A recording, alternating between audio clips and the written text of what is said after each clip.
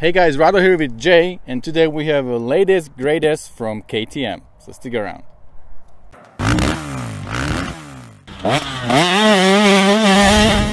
2020 KTM 350 SXF. So, you know, last year we both spent a little time on that XCF, right? That my buddy ended up buying. This is just the motocross version. Okay, and so this is 2020.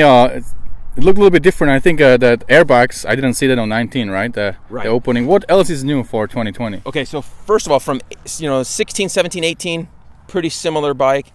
19 and 20, they made some big updates. 19, they did the new head and all the updates with the new body work, new frame, new suspension.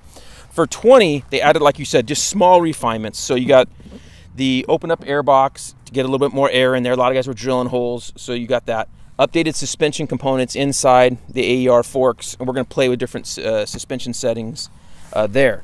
Okay. I think that's it. The main. I can't remember what else was really different. So just refinements, because the 19 was updated from 18 and pretty good. The differences from this to an XCF, which I think, and this is something we're going to try. I still think, and this is a great bike. I think going to be a good bike for guys that are motocross. The XCF, I think, is I already kind of feel like it's a good bike for if you only have one bike. Yeah, if you can buy one bike, that's probably the bike to buy. If you're a spoiled guy and can have a motocross bike, I think this could be a very good bike, and it'd be the right size. We were talking about in Slovakia. I don't know if you guys had. I was trying to tell Rado yesterday about the story of Goldilocks. Yeah, we have 3 bears. we call it a little bit different, but we do have it. So.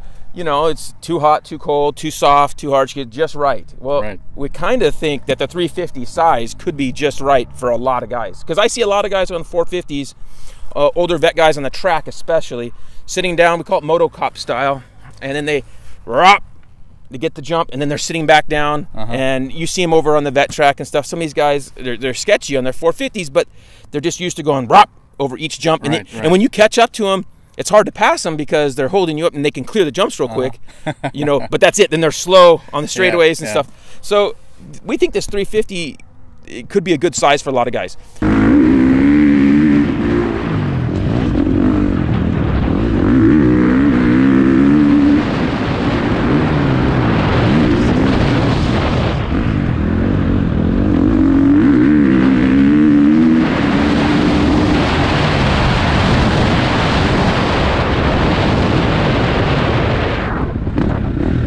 Okay, so spent quite a bit of time now on this KTM, and kind of a lot like what I thought. I think it's just right for a lot of guys.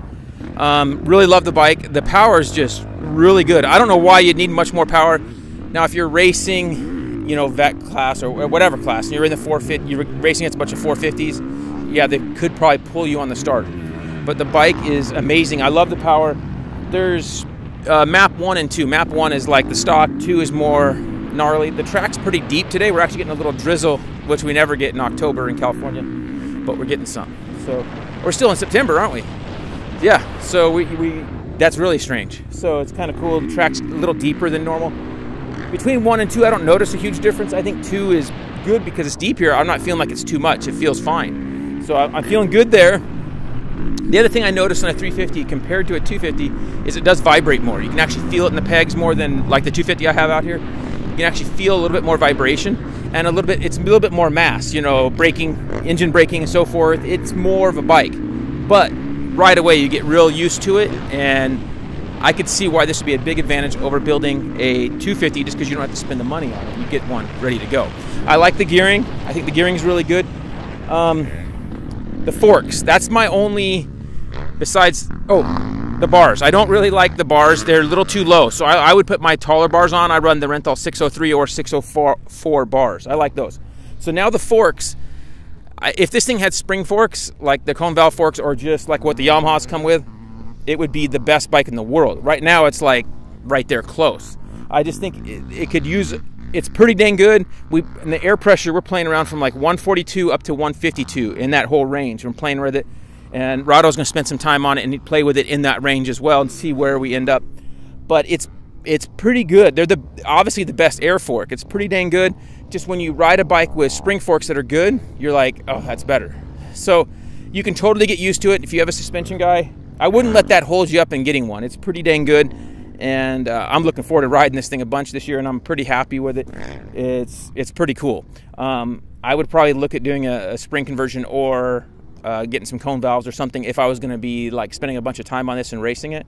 But it's pretty good stock. I really like it. I think the gearing's pretty good, what they switched with going up one. So now, my opinion, some guys will wonder if this bike or an XCF 350. Again, if you're the XCF 350 has an extra gear, and the ratios of the transmissions are a little different.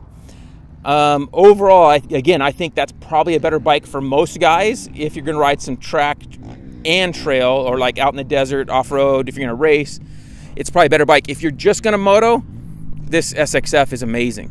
So you're not going to miss the extra gear, and I think the ratios on here are pretty dang good for the track, especially with that one up on the rear sprocket. It's pretty dang good. Man, I just think the thing's awesome. So looking forward to seeing what Rado thinks of this thing a little bit more, and we'll kind of circle back and give you our opinions on this thing. Stay motivated.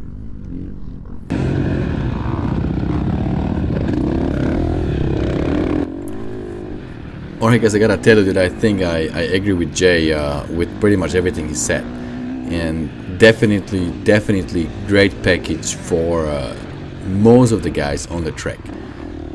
You know, like I'm not that fast, but I want to have fun, and I want to improve. I want to be able to keep the bike on a pipe and really be on it. And this size of engine, 350, is really a good size, for something like that.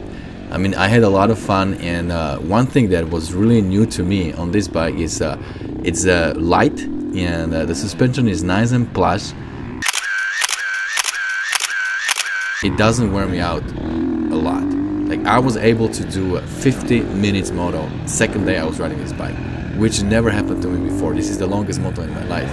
And also, you saw some pictures there. My friend Paul Chambers was at a track. He's doing these pictures on the track, Paul Chambers Photography, and so I threw in some pictures on this footage. Hopefully you enjoyed it. Alright, so I like the bike, how it handles and how easy it is to ride. It really gives me confidence, and as I said, it doesn't wear me out when I was riding it. Power is good, it comes on nicely from the bottom. Maybe having a little bit bigger bottom with some different map or something like that wouldn't hurt, but even in a stock form, it's really good. It likes to go into mid, and then it likes high RPM. It's definitely rubber, not like 450. You really feel the difference. Like, I was riding my 450 quite a bit recently, and I can feel the difference, and I see that 450 is just too much bike for me.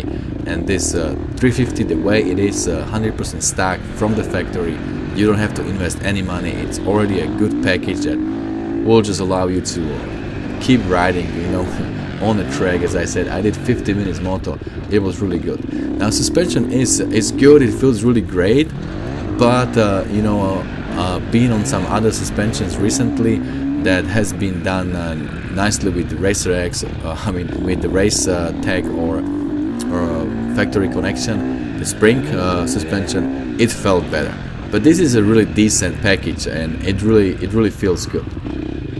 Brakes, amazing on a KTM, and overall, the feeling, the ergonomics, and the feel I had on the bike, it really gives me confidence, and I didn't want to stop riding. So I look forward to ride this bike again after Jay is done with it and have more time on this pretty cool KTM 350. Alright guys, well, I think that's about it for today. Let me know below in the comments what you think, and don't forget, whatever you do, stay motivated.